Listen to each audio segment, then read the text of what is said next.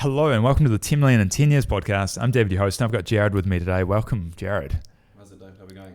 Very well, thank you. This is quite exciting. I've never had anyone on the podcast that's attempting a Guinness World Record. I don't know if I've met anybody that's attempted a Guinness World Record, to be honest. But yeah, I think in today's day and age and just the way everything's structured in life, we're kind of very limited by an imaginary ceiling in the way we think, and that just could be the way society structured in going to school to get a qualification, to get a job, ultimately get a house, pay off a mortgage, and off we go. And I've been very inspired by, although a controversial character at times, and Elon Musk, fellow South African, in that, you know, he's looked up at the stars and he's physically put objects up in space, right? And I think that is where we should be thinking. So yeah, woke up one morning and thought there's a Guinness World Record out there that I want to chase down, and we're in the process of making that happen. I love that. Why did you choose the biggest hit workout? The reason behind the biggest hit workout, I am a personal trainer and group fitness instructor, full-time, doing group fitness stuff for Selwyn District Council, and then personal training for Everest Personal Training, being the business that I own. And I just thought, again, with society structured today, there's a lot of devices, there's a lot of times behind desk, and I just think we're in a space where exercise is at a minimum, movement is at a minimum, and I just want to get into a space where I'm able to promote movement. And I thought there'd be no better way than bringing 7,000 Cantabrians out of the woodwork, completing a nice, fun, high-intense exercise together. But at the same time, you know, we've also come through an era or a time where there's been a lot of negativity, you know, post-COVID, going through COVID, post-COVID, a lot of small businesses closing down. We look at the economical climate of today, you know, it's not easy out there. And I just thought, you know, it would be an incredible day where we could give people something awesome to celebrate. And not just individually, but as a community. You know, we start isolating ourselves, getting behind the phones, and I think if we can get back to serving the world as a community, I think we'd be in a much better space, really. I love that. That's so cool. Yeah, that definitely touches on a few things that I'm passionate about. The glass ceiling thing, setting goals too low, not doing enough, or just putting artificial caps on our abilities, right? Yeah.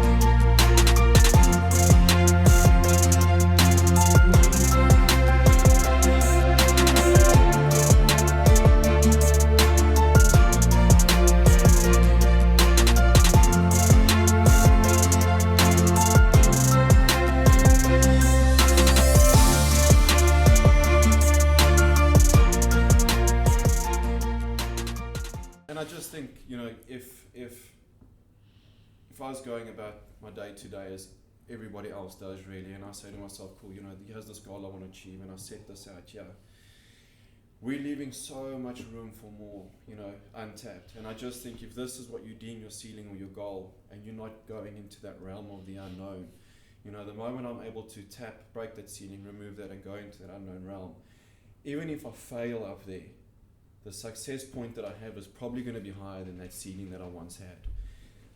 So I'm really breaking barriers in that regard. And once you discover that that ceiling's no longer there, the world really is your oyster. You know, I always get up quite early in the morning to go to the gym, and I do it when the stars are still out. And there's a couple of reasons for it. Is one, I'll look up into the sky, and it'll make me realize that the galaxy is so vast. So the problems that I actually have are quite minuscule. It gives me a bit of perspective at 5 o'clock in the morning. You're like, Jared, you know, you're anxious, you're stressed. It actually doesn't mean much, you know, and that's okay. You know, it kind of allows me to think to myself and say, okay, cool. You know, I'm going to tackle today for what it is. You know, there's a lot worse going on out there. You know, I'm not trying to perform life-saving brain surgery. I'm not a paramedic on the side of the road. I'm not trying to put a fire out in somebody's house. So how bad is my time actually? It's actually not that. You know, my stress isn't as severe.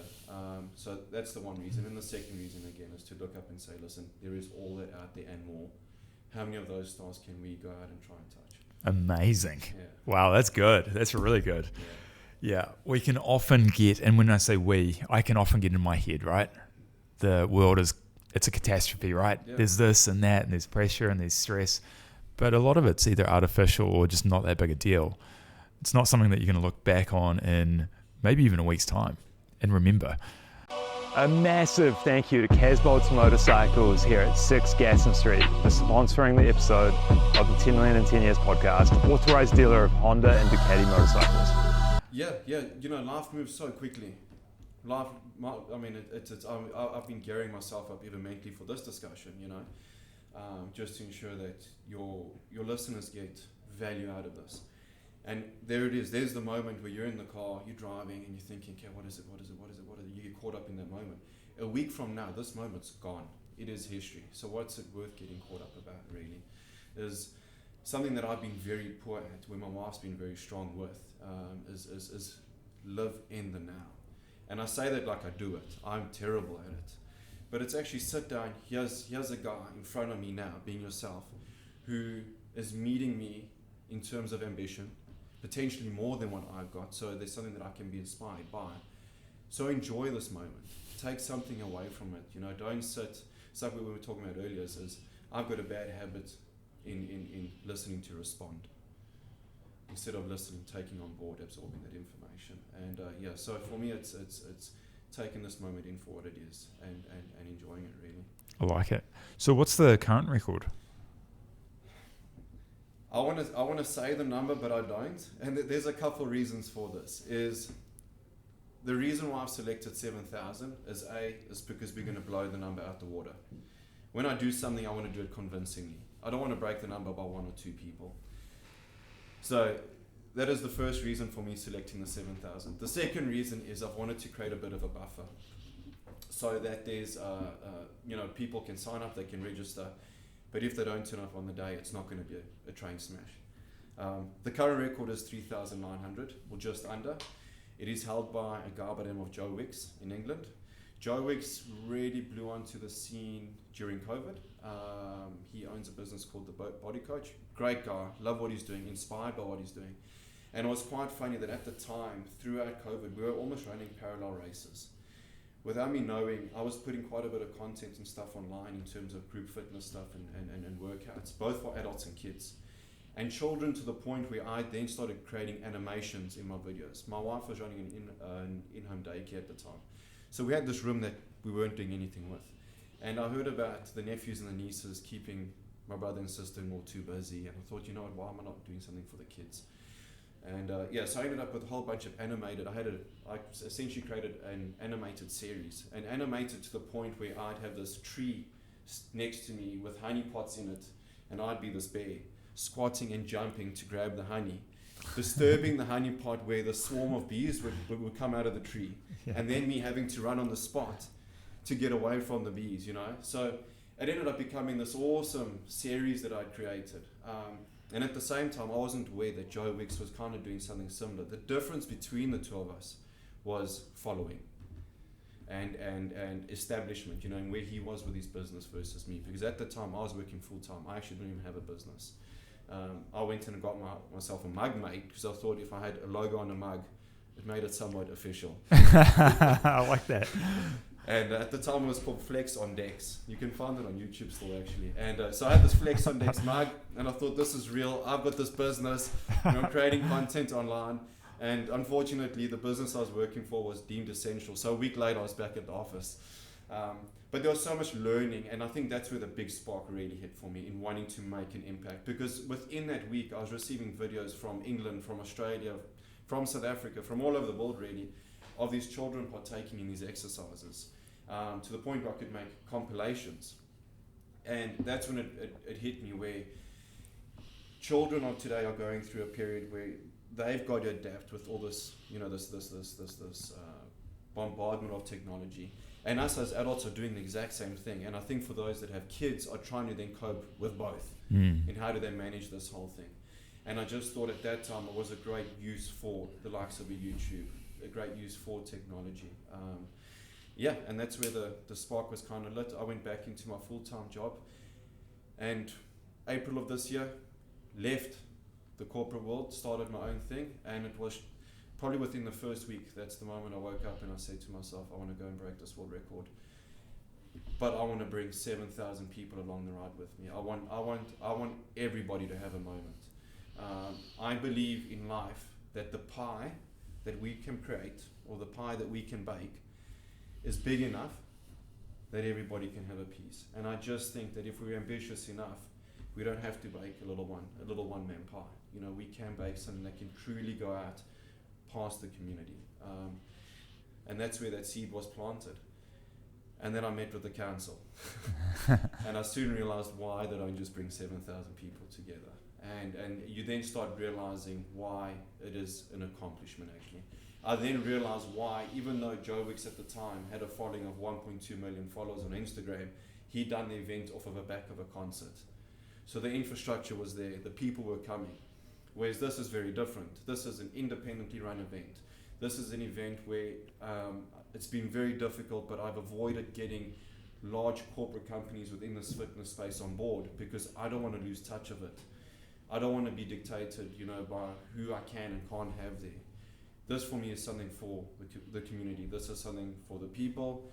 I'm a South African who's been welcomed into New Zealand, and this is just for me something very small that I feel I can do as a token of gratitude, but that sounds cliche, but also to get people to move in a way that is like no other. You know, if we can celebrate exercise like that, there is only good to come from it. You know, if we can get 100 people to move on a regular basis after such an event, it's when the snowball starts, because 100 becomes 200, 200, 400, and off we go, really. Agreed. Yeah.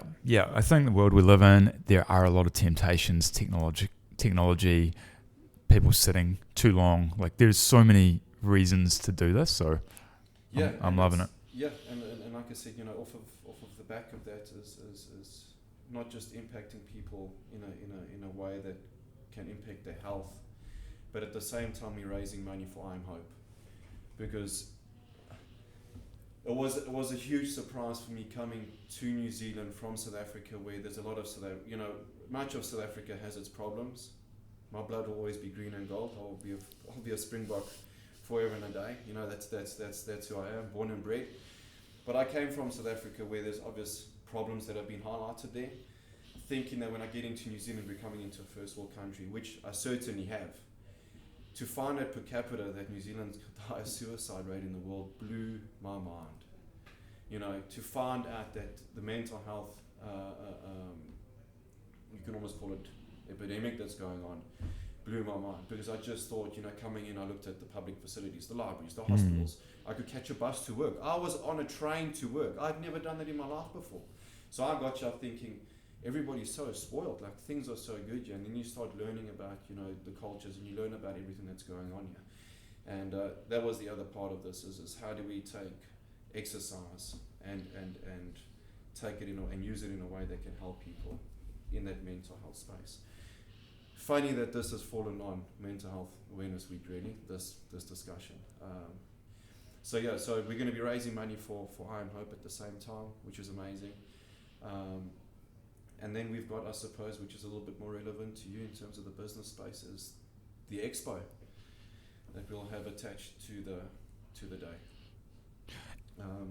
So yeah. And where are you at the moment? What's the hardest part? What's the current? The hardest part is funding.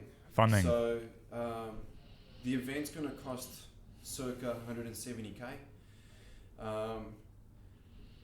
Glad you're sitting. The Guinness World Record application alone is around $35,000.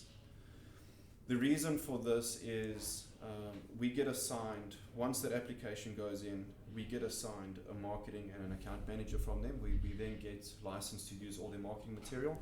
They also then help us kind of with the promotion and everything.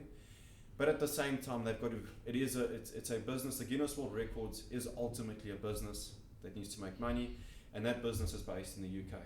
So they've got to fly an adjudicator out to make sure that we've met the quota.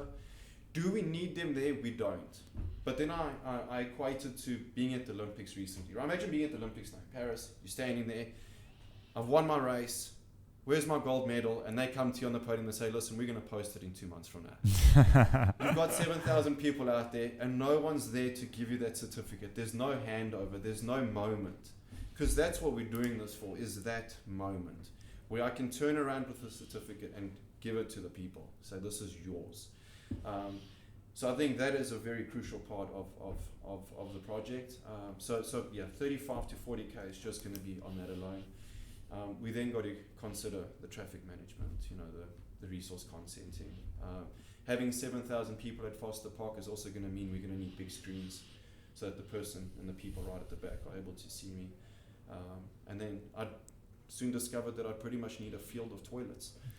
So, in terms of portaloos and things like that. So there's all these little things that kind of come out the woodwork as you move through it. But I'd say, to answer your question, the biggest challenge is the funding. Yeah.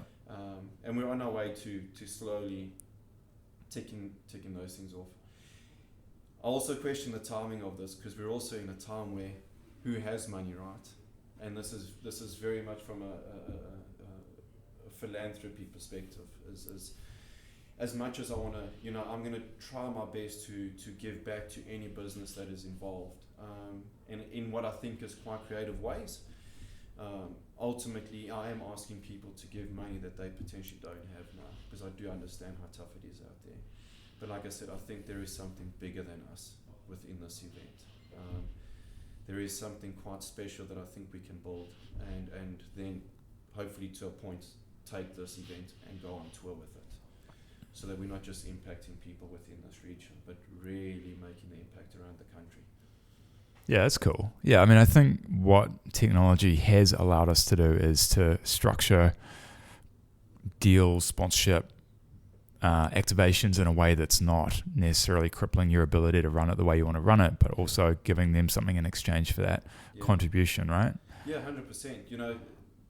And I think this is a good example of it, is I want to, at this event, have a VIP area where, the principal sponsors and the key sponsors involved have an area where we can get keynote speakers in to potentially give talks. But more importantly, I'd love, and this is how I got in touch with you really, because I looked at yourself, I was like, this guy's got ambition, he would be perfect. Because what I want to do in this VIP area also is set up a podcast studio, so that these representatives from these businesses can come out and have short form podcasting. Let them have their time to talk about what they do, because they then have content to take away post event too. The podcast idea actually stemmed off of me wanting to get the rock radio out. They've got quite a close connection with Iron Hope and Gumboot Friday. They quite often broadcast outside of studio. And I was just thinking to myself, this is the kind of event where there's going to be a lot of energy. If we had a couple bands come in, would be great. And if they were able to, on the day, broadcast out of studio, I was then thinking, it'd be awesome if during intermissions, having these business representatives have radio time. Who knows, that may still happen. But second best to that for me is having this podcast studio set up for them, so people have the opportunity at an event like this where they can take something away post-event. That's a nice, innovative spin on corporate sponsorship, right? Yeah. I like that. And that's the thing, is I think, it's, you said it perfectly earlier, I think technology is giving us all such an ability to do things now. If you had asked me if I was willing to try taking an event of this magnitude 5 years ago, I probably would have. But the difference being now is you've got AI tools to lean on, where you don't have to be this experienced events coordinator to pull something like this together. We've got the tools like AI out there that can guide us. Cool, is it perfect? It's not necessarily perfect, but it certainly put me in a direction where I'm making progress. I've managed to meet people that I never thought I'd be able to meet, and it's taking me, every day. Although it's not easy, sometimes you, like business, you're walking through mud. Sometimes it's sinking sand. And you're so deep in the sinking sand where you're almost looking for a snorkel. Like I'm right at the end of this. I don't know how much longer I can go, but you get a response from somebody to say, "Cool, I'm willing to chat." And there's that spark, you're up again, right? But yeah, it's through technology where we're able to kind of create something that's a little bit different. And this is what I want to do, is I do think, I don't want to call myself a visionary, but I do want to consider myself somebody that does look at things a little bit differently. This is a charitable event. This is an event where I want to raise as much money as I can. This is an event where I want to make a difference to as many people as I can. If I have to put that aside and then put my Everest personal training cap on and say, Jared, from a business perspective now, because this has been asked to me a couple of times, is what is I'm not taking a wage from this. There's nothing I'm taking away from this. So Jared, what is it what you're spending a lot of time on this? What is it, what are you going to get from this? So if I have to now put that aside and put my business cap on, I think to myself, I don't see, at least that I'm aware of, unless I'm in a plane, like on your wall, doing something for Red Bull, I don't see a better way to market what I do in the health and fitness space than by going out and showing people physically what a goal looks like, and going out and showing what it looks like to achieve it, and going out and showing them what it feels like to achieve it. So from a marketing perspective, putting myself out there to this magnitude, there is no Facebook post, there's no Instagram reel. I don't know if I can't say there will never be a TikTok video, because TikTok can go off. But I think in terms of short formatting and stuff like that, I just don't know if there is something that can be this effective in so many different avenues. Get so much feedback in one day, So from a business perspective, I think also this is a fun way to kind of put the marketing cap on. Absolutely. There's both that, but also the experience, the skills, the journey, everything that you're going to take away from this, right? Yeah. The event itself could arguably be the smallest part of it. Yeah, and that's the thing is there is a company, development company called U Developments, and they're establishing a little neighborhood, beautiful neighborhood in the Selwyn area now called Arbor Green. And we're in conversation now. They're most likely going to become the principal sponsor. And very, very outgoing people, very, very ambitious. Nothing is off the table with them, and this is why conversations have been so great with them. And I love what they're doing in terms of the kind of neighborhood that they're developing. Something very different, again, very, very, very different. And I've said to them, this kind of event is because the question was asked, Jared, what happens after this? Do I go on tour with this? I would love to be able to go school to school to school to school to do something with this, to impact adolescents. But I said to him, with something like this, is why am I not planning the biggest workout ever hosted in Antarctica? Why not? Why not? What stops me? Okay, couple sea miles, potential low temperatures for sure, but what stops me? Do you know what I mean? You get the right people in the right place at the right time. Before you know it, there's a couple hundred people with crampons on, and we're doing jumping jacks in Antarctica. Touch wood, there's no polar bear around, but you know what I mean? And this is how creative and how big can we get with this? Up to us. Yeah. I mean, you mentioned Elon Musk at the beginning, right? Yeah. If someone can, relaunch and recover rockets, That's what I'm saying. I actually rewatched the video the other day, Friday afternoon. I watched the video the other day of when that first happened. And it's quite often I'll go back to some of the stuff that he's done through failure and success. And you see the sheer panic in his face. Is it going to land? Isn't it going to land? Is it going to land? Is it going to land? And the moment it touches down, you just think what that must feel like for not just an individual, but the group around him, right? Yeah. Is there is again something that should never have happened, according to the rest of the world. Yeah, right? yeah. There it is.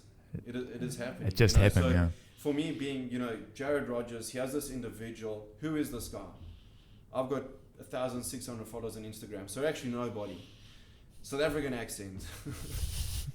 But there is no, I'm not this marquee face, this marquee name that can go out and make things happen. I often talk to Ben, the videographer, and some of the other team members that we've got here.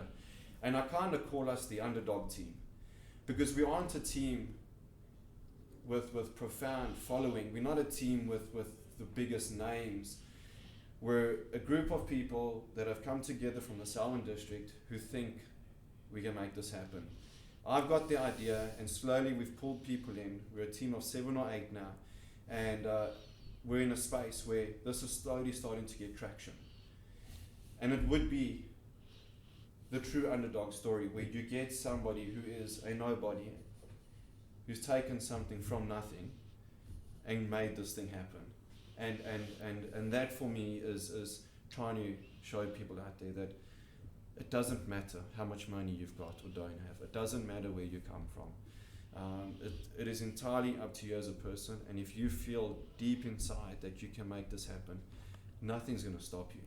Nothing will stop you. You're a good example again. Is the only reason why I got in, no, I can't say the only reason. The reason why I got in touch with you is I went onto your website, and you make it quite clear. You've got 2 10s in that website. It's almost like part of your mission statement. And I looked at those numbers, and I was like, 10 years, 10 million. And I was like, I'm just trying for 7,000 people, and you got dollar values attached here, you know. And that's where I thought, you know, here's another person that I'll look up to and say, you know, this guy's getting after it, you know, be inspired by it, because there are the people getting out there. It's just, how do we meet them? You know, how do we have conversations like this? Yeah. Because it can get lonely. Yeah, it can. And I think that, I guess, like attracts like, right? And I guess for me, like, one of the reasons for doing the podcast and documenting this journey is to hopefully, you know, bring 1 or 2 people along on the ride. Yeah. And to open maybe a few eyes up to what's possible, right? Yeah, which is again, you know, a testament to what technology can offer us. On the side of the workout, so basically the structure of the day will be that people turn up. We're looking at getting around 40 to 50 food vendors out. Get your coffee, get the food in, and then from there the traffic will kind of get coordinated towards an expo area. Right. The expo area is aimed at allowing small to medium businesses to come out and showcase what they can do or what they have, in a way where they have 7,000 people around them, which for them, you know, trying to afford a marketing plan that's going to give them that kind of exposure may be outreach for them. Allow them to come out and showcase themselves to the local community, and hopefully meet with some of the bigger key sponsors that are present in forming those networks, right? So they can make something a little bit bigger for themselves. So we're going to, at the moment, we're aiming for around 50 to 60 stands for that expo space. We're going to be firing the invitations out. We've got a list of around 300 businesses that we've accumulated. We're going to be firing, well, I can't say we. There's a kind lady by the name of Karen. She owns a business called Road to Wellness, and she hosted a health and wellness expo in Selwyn last year, and she's volunteered to take on the expo portion of the event. Right. So herself and her team they've collated a list, and they're going to fire away the invitations in the meantime, and we're going to start getting kind of a waiting list together and seeing what we can put out there. But again, allowing people in this economic climate to a space where they can come out and show what they've got, to what I think is a lot of people. And if they're clever and if they're smart enough about what they do, I think it's I'm going to be careful when I say this, but I think it's quite easy to stand out in today's day and age if you really think about it. I nearly turned up today. I'm not even joking with you. If it wasn't raining this morning, I'd be sitting here in luminescent spandex. I was so close to turning up into something that was similar to a Borat costume. 2 reasons. One, the weather wouldn't have made me look too good. My wife probably would say to you, he's like that every day. But 2, I was just thinking to myself, I also don't know what kind of people are around me, and I don't know if I'd offend anybody.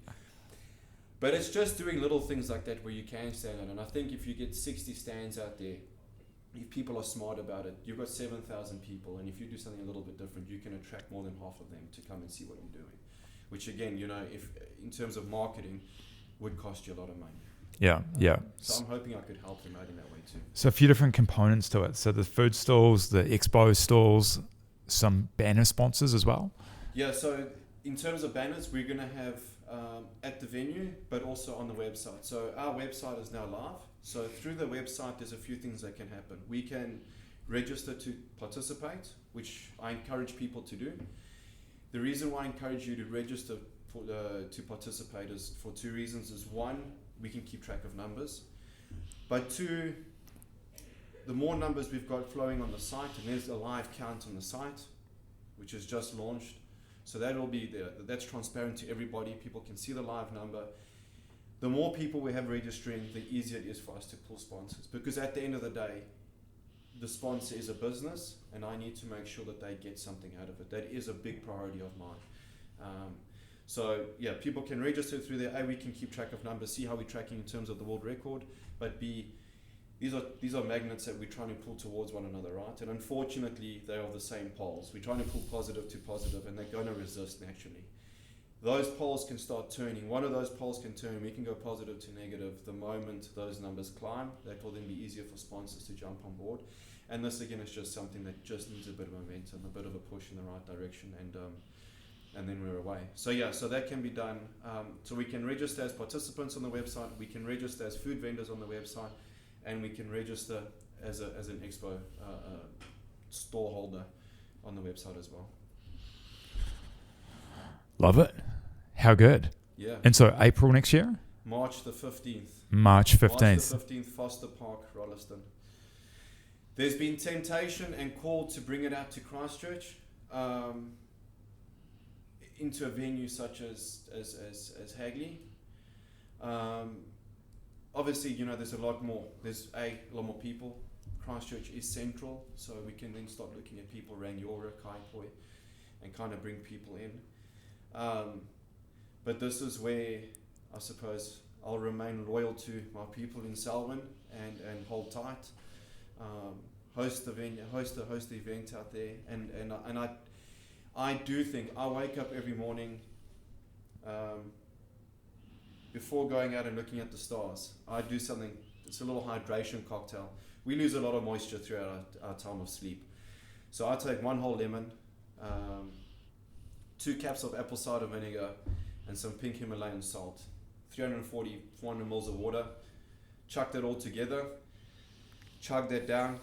It's not the best, but I know that my electrolytes, my sodium levels, my hydration levels are gonna get back to close to normal pretty quickly. And I look at that lemon every morning. It's quite symbolic actually now, because I look at this event and I know that what this fruit holds is worth the squeeze. Mm-hmm. And yeah, so it's from that moment with the lemon to out there looking at the stars. I get a couple of reminders before my eyes are really open even. But yeah, so Foster Park, Rolleston, so we can have something for the Selwyn District Council. I like that. All right, so if you're listening to this, get on board, register. If you're involved in a business that might be a potential sponsor or partner, register as well. Yeah, and in terms of sponsorship and partnerships, again, anything is possible. You know, there is no, I mean, I've got 4 packages that are available that go bronze, silver, gold, platinum, with their different tiers in pricing. But nothing is off the table here, because ultimately this is an event for the people. And however we make this work, we make this work. This is the first of its kind. So I'm very flexible in this regard. I love that. Because ultimately my goal is to make the event happen, and for 7,001 people to enjoy that moment together. However we get there is of no concern to me, is to get there. Whereas if we have big corporates and stuff involved, sometimes I've just got to, that's where I get fearful of losing touch with all of that, and then there's a lot of dictation. I'm by ever not saying that we can't have the big corporates on board, but I want to keep a fair close touch on this event. Makes total sense. Yeah. I love it. And I guess time is ticking. Time is ticking, you know, it's I've got an event plan and we're slowly ticking things off, but time is moving. Unfortunately, time is moving a lot quicker than what their checklist is. And that's the reality of it, and that's okay. Because for the most part, if you ask anybody what they're doing next year March, they don't know. No. You know, and I'm not going to plan for it because it's next year March. And in the way life is structured today, March seems like a long time away, right? So there isn't a lot of time, and time is moving quickly, but that is, you know, that's up to me, and I've just got to ensure that I'm pursuing this as hard as I can. I can tell you, hand on heart, that I'm going to do everything in my will to make this happen. Everything in my will to make this happen. Because I think us as a community, us as people deserve to celebrate something. And March 15th next year is the time to do it. March 15, I love it. I had someone on the podcast recently-ish that was doing a Kickstarter campaign. That ended up being a success. So let's hope that was an omen. Yeah. For what's going to happen here. Yeah. And I've got, like I said, I think there's enough in this fruit to squeeze it. I think there is enough good that can come out of it. This is something very different for not just individuals to jump on board with, but for corporate businesses to jump on board with. You know, anytime we're aligning or hearing world record attempt, it's got to do with the Olympics, or some high-profile sporting event, whether it be the America's Cup or even going into the space of, you know, the Rugby World Cup. You know, we always align these things with big profile people and real large high profile events, where this is not, but it's got the potential to become. And why stop at 7,000 people too? You know, if the first one's at 7, the next one's at 10. I know of a stadium that's getting built around the corner here that could do with a cool marquee event, you know, when it opens. So there's for me, again, there is no boundary or limit to anything that we can achieve, and I'm going hard in the paint to make this happen. I'm excited. I'm pumped for you. This is awesome. It's crazy. Yeah. It's crazy. Yeah, this is cool. When we first chatted on the phone a wee while ago, I was like, oh, this is kind of interesting. I'm curious, right? Yeah. I've at least got curiosity, and I guess hearing your passion and enthusiasm and motivation and like the why behind it, that's really special. Yeah, I just love seeing people do well, whether it's in a personal training space or a group fitness class, or just having a positive interaction with somebody.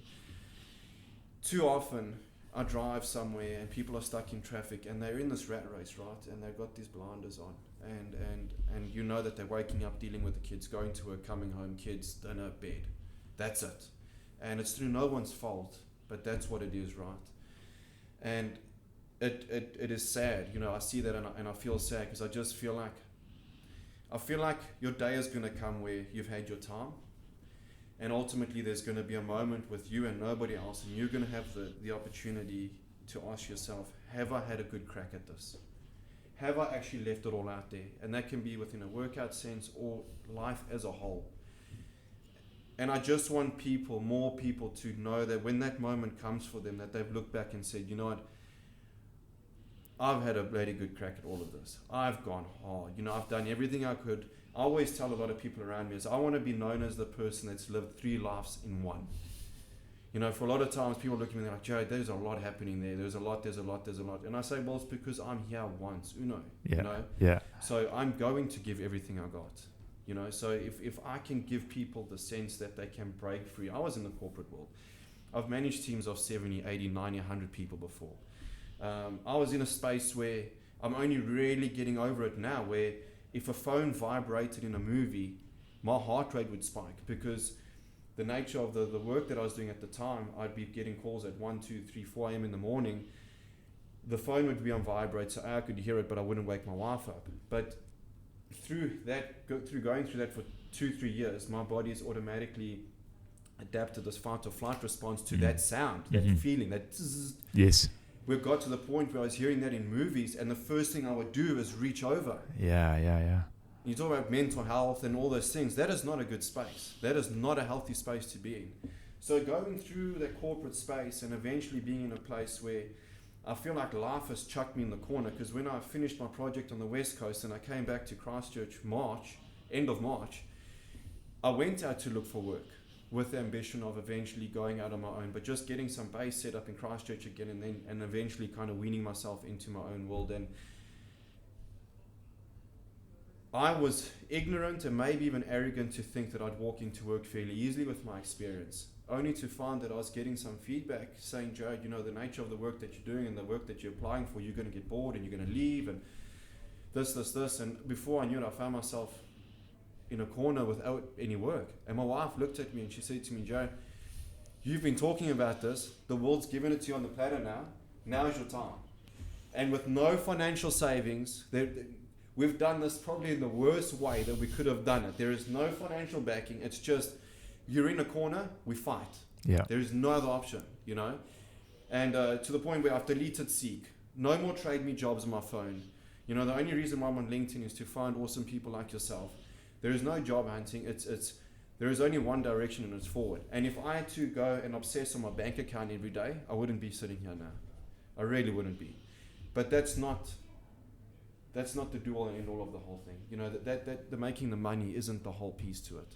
Because if you're going to get into doing something like this and it's for the money or the dollar, you're going to struggle. Yeah. You've got to have something that's burning inside there. And I'm hoping that I can give people that concept or that idea that they too can find that thing and have a crack at it, so that they have their time one day and can look back and say, I didn't stay trapped in that bubble.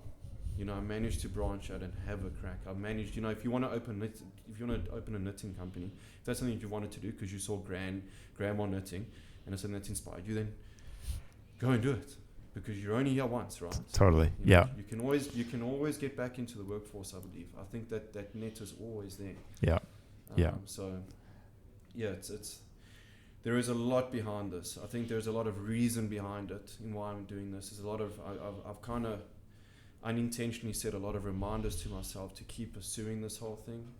And yeah, by no means is it easy. There's a lot of people. Jared, 7,000 people. That's a lot of people. This is your first event. Do you need to have the expo attached to it? Keep it basic. And these are people that are experienced event planners, and I understand. I completely understand, you know. So you start thinking, you know, do you take this on board? For sure, you know, take parts of it on board. But I woke up with a vision, and that's the vision I'm chasing. I'm not gonna dim the light. I'm not gonna tone it down. The purpose of the event is impact during the event and post the event, and that won't change. That's what we're chasing. Yeah, I think that's really true. I think you can use those as reference points. You can have that. Occupy a small amount of space, but at the end of the day, it's about staying true to what you want to do and your vision. Yeah. It's similar in a way to the 10 million in 10-year challenge. There's probably easier ways I could go about making that money, but it's got to be done in a way that's enjoyable, fulfilling, satisfying. Yeah. Sustainable. Yep. Totally. I think you know, fast money is not good money. You know, read too many stories of people winning the lotto and blowing it. Whereas I think, again, I can equate so much to somebody's fitness journey or health journey, in that if you put stuff in place that is going to encourage a lifestyle change, those habits are there forever. But if you're going to go in and try and make the quick buck, and I'm not saying that people don't do this and make a success out of it, but for the most part, I think if you don't have a foundation underneath and you're going to go in there and try and make as much as quickly as possible, you can lose it just as fast, if not faster. Yeah. So yeah, 10 years, 10 million. I haven't 10 million. I wrote the zeros down after I spoke to you for the first time. I was like, I might run out of ink here. Like this, there's a lot to it. Yeah.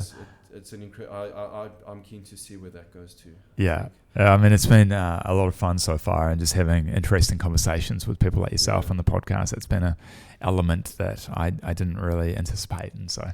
Yeah, and I think I was just saying to Ben earlier while we were sitting out there, and if I was in a full-time job, I wouldn't have the opportunity to do this. You know, you don't have those opportunities to go out and network and meet people. You're kind of stuck in that space. You know, I was in a warehouse for a long time.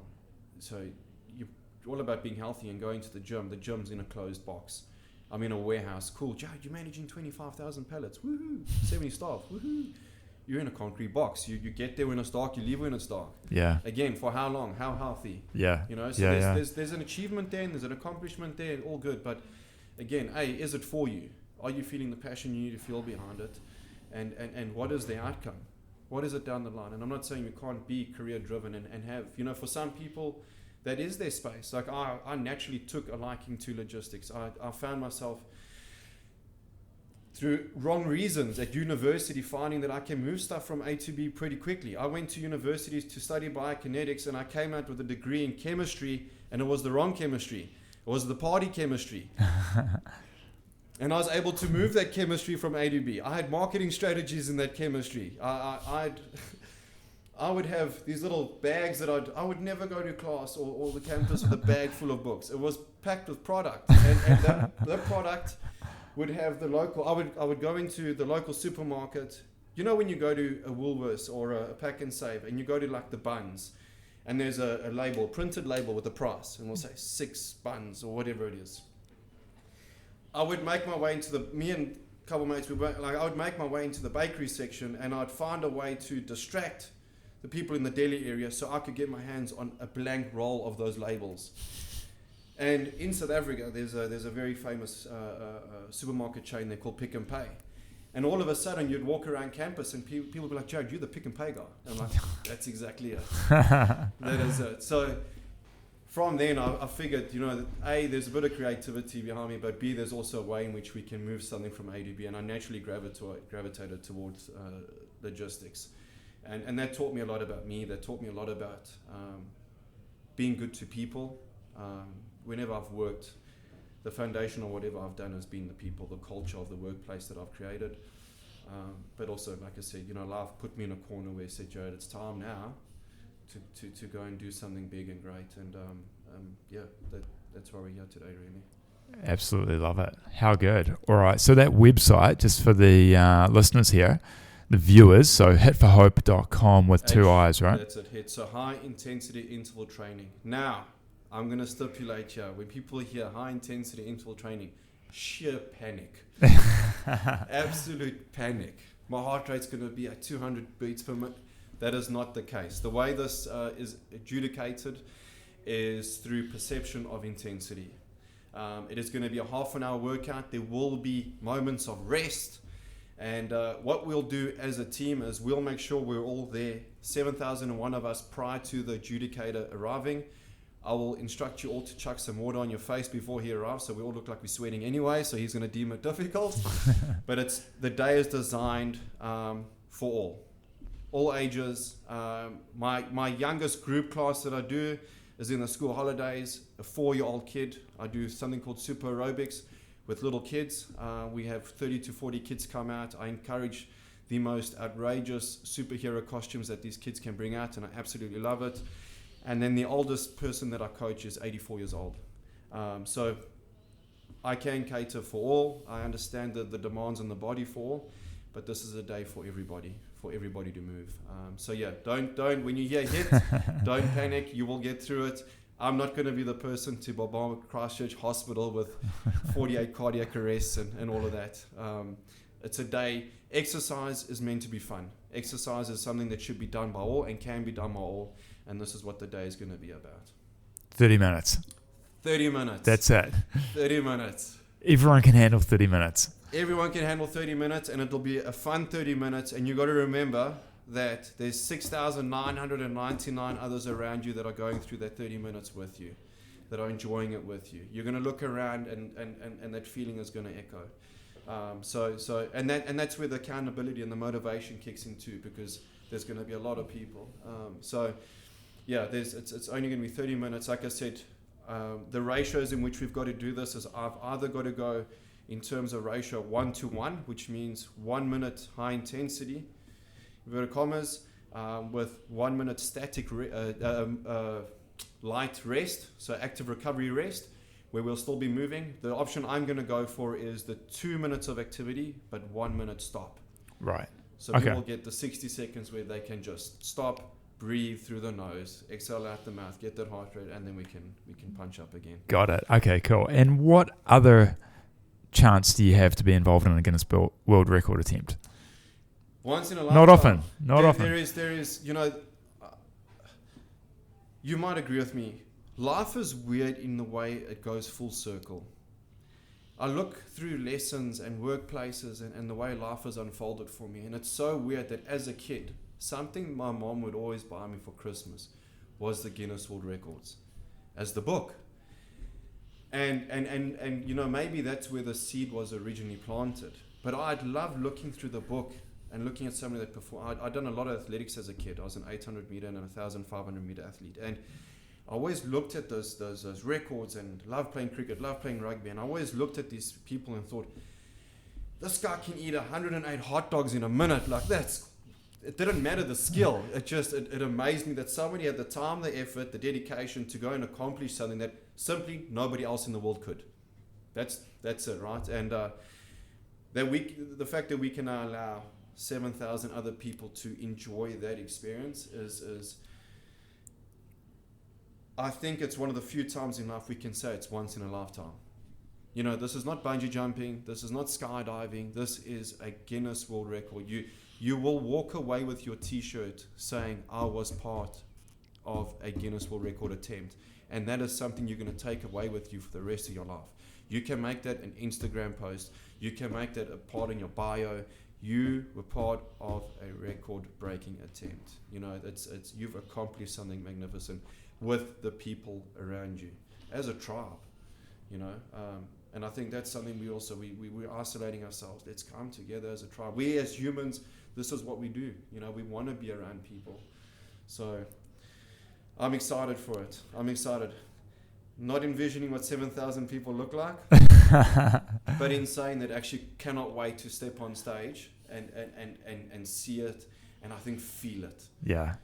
Just get that raw energy with some great music that's going to be paired up with it. Amazing. It's going to be a great day. So good. Hey, well, thank you very much, Jared. That's awesome Thank you very much. have you on the podcast to talk about it. I'm excited. We've got the website. We'll link it below. Thank you. Get involved. Get registered. Yes, please, everybody, get involved. And like I said earlier, whether it be through participation or in any way that you find your business can, there is no way, this is everything and flexible. This is everything and more, just reach out and then we can see how we can make something happen. Love it. How good. Thank you once again, and we'll be in touch. Thank you very much, David.